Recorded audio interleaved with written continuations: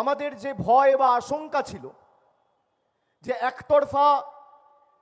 কাউকে কোনো রকম সুযোগ না দিয়ে গায়ের জোরে বিজেপির চাপে অঙ্গুলি হেলনে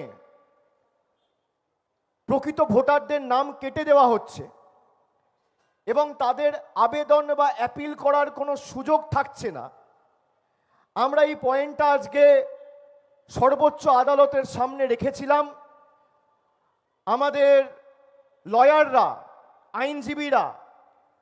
সুপ্রিম কোর্টকে এটা জানিয়েছে, বলেছে, এবং সুপ্রিম কোর্ট শুধু আজকে নির্বাচন কমিশনকে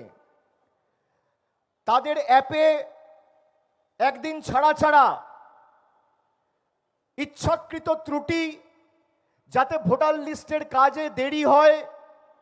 অ্যাডজুডিকেশনের কেসগুলো আরও দেরিতে নিষ্পত্তি হয়, তার জন্য নির্বাচন কমিশনকে ইসি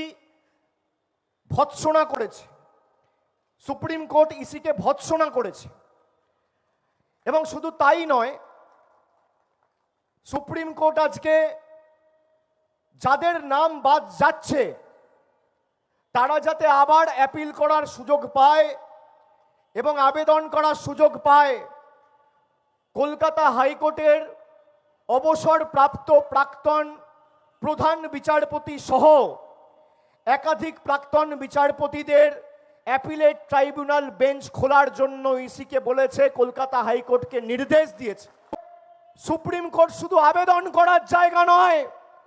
সুপ্রিম কোর্ট এটাও বলেছে যে আমরা বাংলার কেস স্পেশাল কেস হিসেবে কনসিডার করব এবং